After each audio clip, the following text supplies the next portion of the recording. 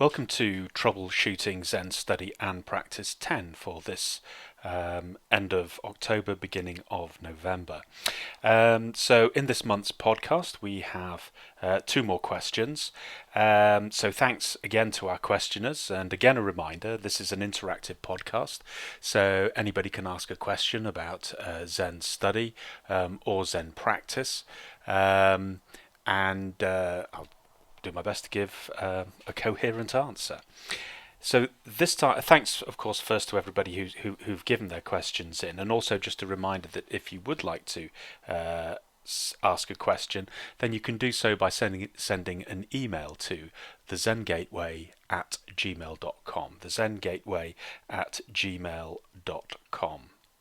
So this month, the first question. Something of a sort of contemporary ask. So he asks, or the person asks, a French Buddhist scholar and a Buddhist himself said that Westerners are formidable colonizers. He was afraid that the West will do to Buddhism what is done to other parts of the world and their religions. Reading recently an article about the British police adopting mindfulness to beat burnout, and knowing that mindfulness without the Buddhism is already a reality at schools, work, hospitals, the army, etc., one can ask if this process isn't happening faster than even the French scholar realizes. It's true that everything is subject to change, and Buddhism isn't an exception to the law of impermanence, but the colonization of Buddhism, or cherry-picking what is considered as useful in Buddhism and ignoring the Buddha's teachings, isn't it the most dangerous change for Buddhism and Buddhists in more than 2,500 years? So, a very interesting question, very pertinent, and something that we've touched on a little bit before. And really part of the reason, or one of the reasons I wanted to sort of deal with this question was not just from the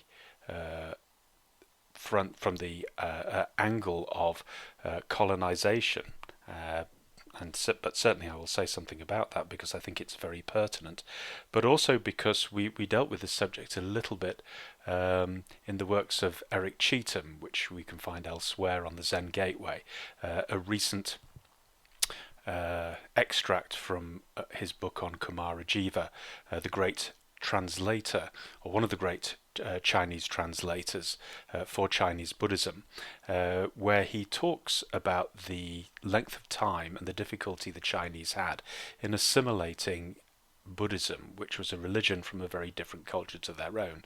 And this was at a time when when religion in China had suffered a great fall. That is, particularly Confucianism. People had lost faith in it, and people were casting around for something else.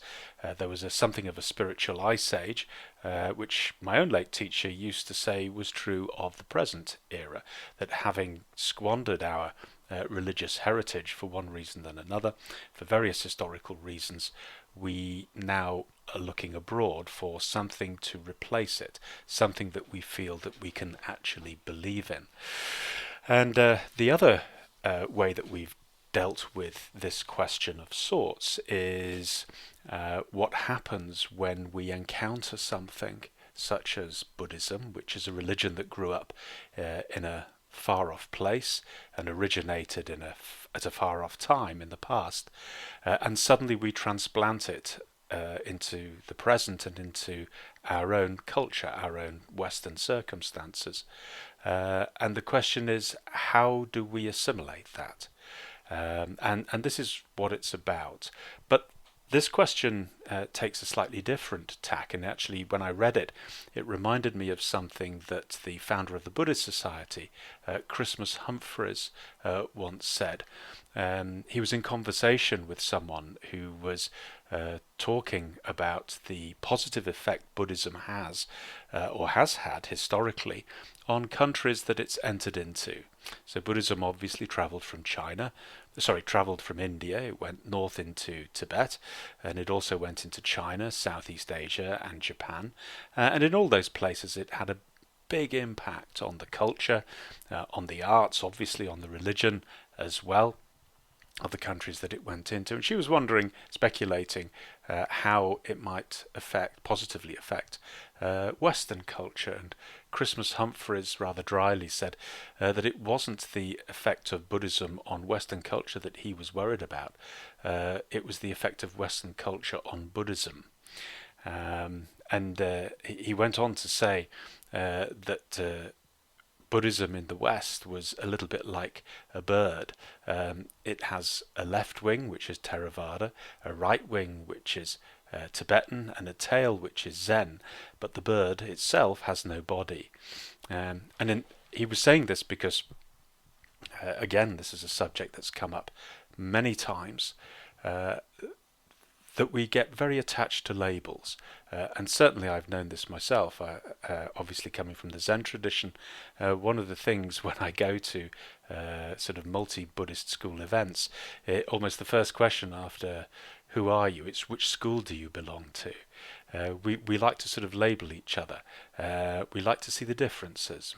I don't know whether this has to do with our very strong attachment to individual identity, but certainly it's quite a common thing to find, and a common question to actually hear. And Christmas Humphreys' concern that the bird has no body is that we are far more attached to these individual differences rather than being understanding and being thoroughly grounded in the core Buddhist teachings. And again, this was something that my own late teacher was very keen on for us in the West. Yes, it's true. Bodhidharma used to say a special transmission outside the teachings, not dependent on words and phrases. But she always used to paraphrase that, saying that she felt that if Bodhidharma was alive here now, he would be saying, and we must be familiar with the teachings, and we must be firmly grounded in the teachings that the Buddha actually gave us. He was just applying medicine to sort out a particular problem at that time, and it's a slightly different problem to us. And this, again, is something that has also been mentioned before.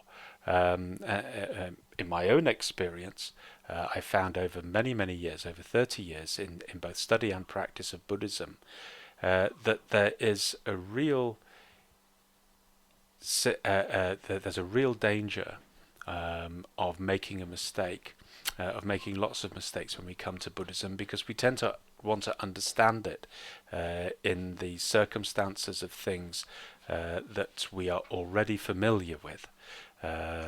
We look at it through the lens of things that we already know, and we have great difficulty assimilating things that we are not familiar with. And this is a problem because in Buddhism, it's a religion that has grown up, as has already been said, in a distant place at a distant time, with a worldview very different from our own. And also historically, in recent history, if we look back at the waves of Buddhism that have come from the East to the West, first of all they came over in the 19th century. And again, Christmas Humphreys tells the story when, in the early part of the 19th century, when he was very much searching for something, and he had found Buddhism, and it had really excited him. And at that time, there were very few books and very few organisations in the West, in London, in the UK, where you could find anything out about Buddhism. But one was the venerable Pali Text Society, still in existence today, producing fine translations of the Pali Canon. And he wrote to them as a very young man. I think he was only 19 actually, and he was invited by the publisher to come, and he arrived, this young boy, and he said that he could tell from the face of the man from the Pali Text Society, was very surprised at the youth of his guest, but still welcomed him in, and they chatted to him.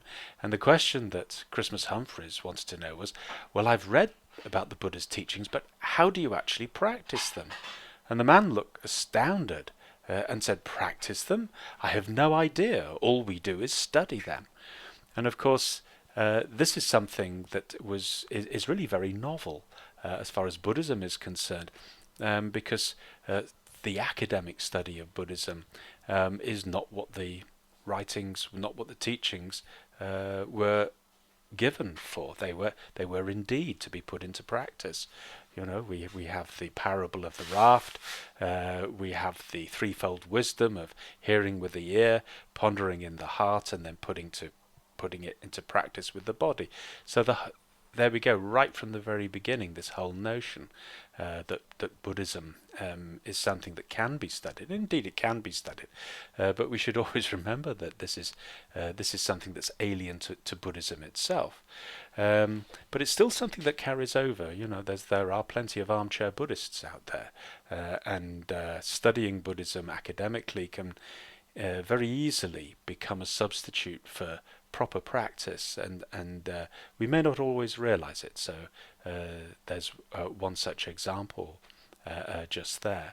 The other thing as well is that when Britain still did have an empire, particularly in the 19th century in India, and anyone who's read Charles Allen's excellent book Buddha and the Sahibs, which gives something of the history of the British involvement of the recovery of Buddhist sites and artifacts and Buddhist history in India, it was very clear that the British had a very dim view on certain types of Buddhism, but were very keen on others. So for them, Theravadan Buddhism, which seemed very analytical, or is very analytical, and in many ways very rational and very clear in a rational way, reminded them of their own Protestant Christianity. It had no flouncers, it wasn't overly ceremonial, it was something that they could identify with, and so it was considered more Protestant and therefore much more acceptable. And yet when they came into contact with Tibetan Buddhism, in particular Lamaism, the very heavy ceremonial, the magical, lots of deities, etc., this was considered Catholic and rather papist, and therefore was considered a degenerate form of Buddhism. So in fact the British perception of Buddhism was already being coloured by their own understanding, their own mores, their own values. And this is what colonization actually does. It means we look to things and instead of, as it were, clearing a space in our own heart to allow a genuine understanding to come in, we project out our own values, our own priorities, what I think is real, our own worldview, instead of thinking with or adopting the worldview that Buddhism actually presents to us, the foreigner, because we are the foreigners when we enter Buddhism. We are entering we are the foreigners in the distant land when we go there. So this is certainly something that's not new. It's not a new process. It's something that has gone on for a long time, and the understanding of Buddhism therefore has been affected by that, and so it comes up to the present day as well. And we've obviously the newspapers and journals and the TVs, lots of documentaries, both online and on terrestrial TV, about meditation and mindfulness. And it's got a very close association with Buddhism. However, also it wants to make itself very distinct from it, and there are certain historical reasons for this, and that's because here in the West there has been a competition and a struggle between religion and science that goes back to the Renaissance and also the age of the Enlightenment too. When the Church was in power in Europe, science was considered dangerous. The idea that you could empirically discover the truth rather than find the truth in scripture was considered very, very dangerous. Those who know their history of religion and also science will be well aware of this. And obviously, as science began to gain in the ascendancy and began to be able to share in that hegemony of truth, and the church's own power began to be withdrawn when it was gradually realized that the scripture doesn't contain literal truths as had been accepted at that time. Then it began to obviously lose its kudos. It began to lose the power to influence, and science obviously increased in its ascendancy. And I think that that's therefore made science very wary about religious views and fearful of simply of belief and what it can do, because it suffered because of it. And this, I mean, the present is the child of the past, and whether we're aware of it or not, the attitudes that we have, which is a product of the culture that we live in, these are inherited things. And obviously we are not immune from it, and that means that our worldview is informed by that as well.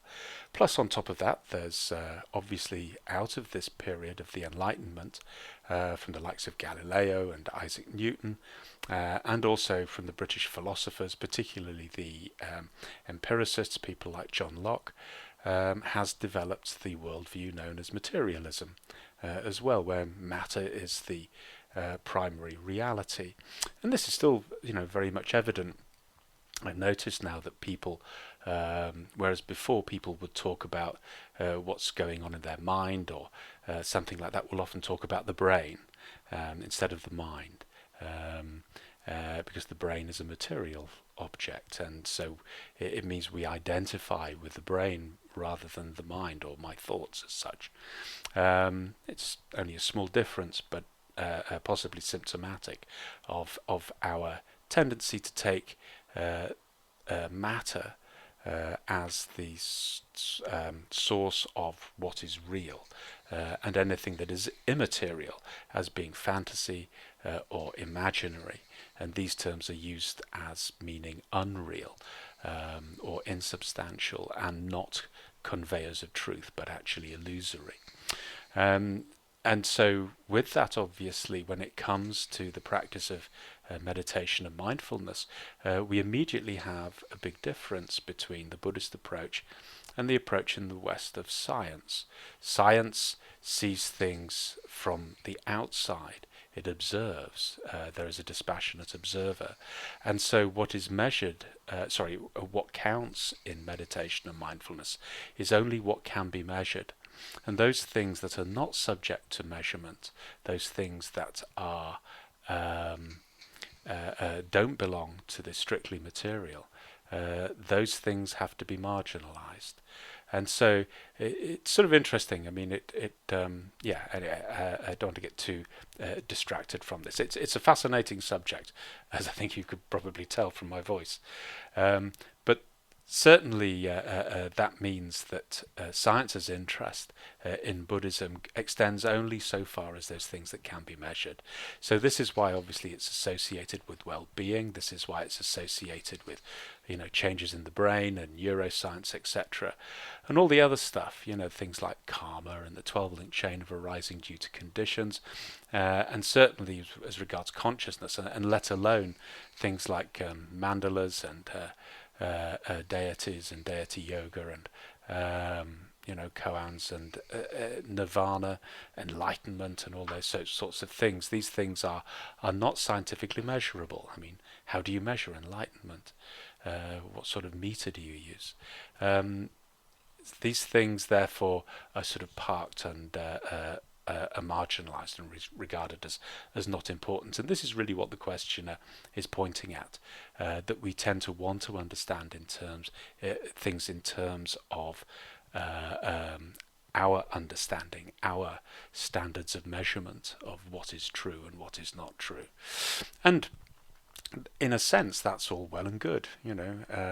Cultures have always done that. We've always borrowed things from each other. The Chinese did that when they first met Buddhism, when they first came across shunyata and emptiness. They just thought that meant the Tao, their understanding of the Tao in Taoism, because they understood that. But there is a difference, and this wasn't immediately realized, but it did mean that it took 400 years for Buddhism to become properly Chinese. Eventually, though, it did, and maybe that will be the case in the West. What is lost, though, with the process of colonization, of course, is that whilst we assimilate things to our own worldview, we have to ask ourselves, why is it that we are looking abroad to another's religion anyway? What is it that we feel is missing in our own culture um, that we hope to find in another's? And that is a very genuine question. And of course, if we're not aware of what it is that's missing that we are actually searching for, then we may end up throwing out the baby with the bathwater.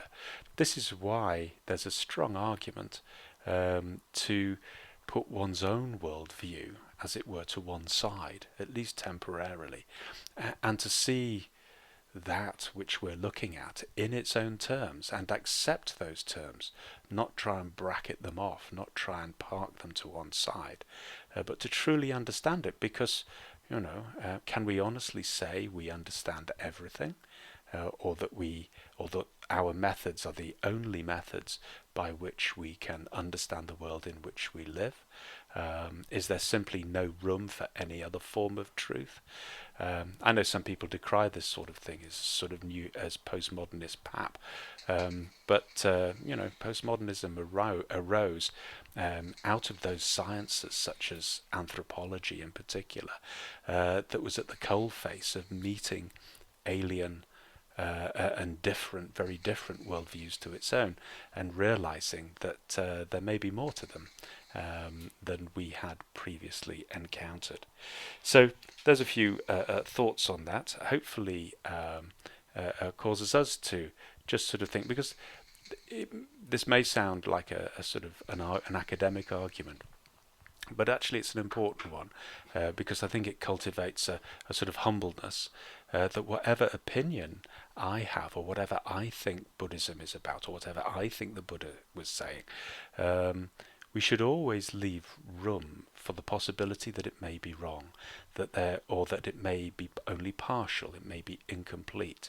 I always like to say, and was fascinated to read in Paul Williams's book on Mahayana Buddhism, that the textual analyzers who look at the fantastic imagery of some of the Mahayana sutras believe that the reason for it was not only because this visionary material appeared in the meditation practices of some of those Mahayana monks, but that also it was supposed to challenge the worldview. Seeing something so fantastic was supposed to make one stop and realize, gosh, maybe there is more to this than meets the eye.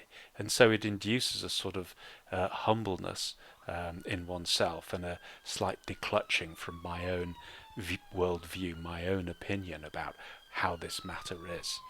So this is an ongoing thing.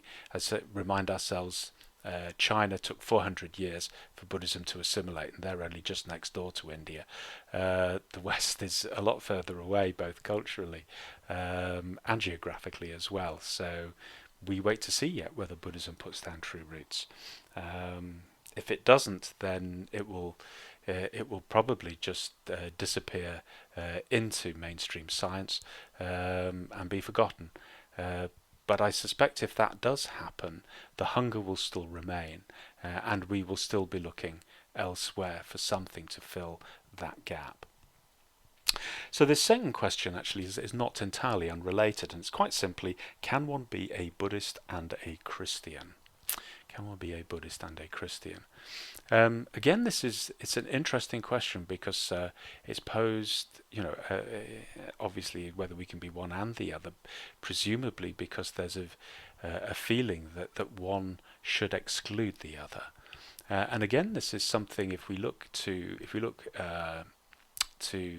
countries where Buddhism does exist, we often find Buddhism living side by side with other religions.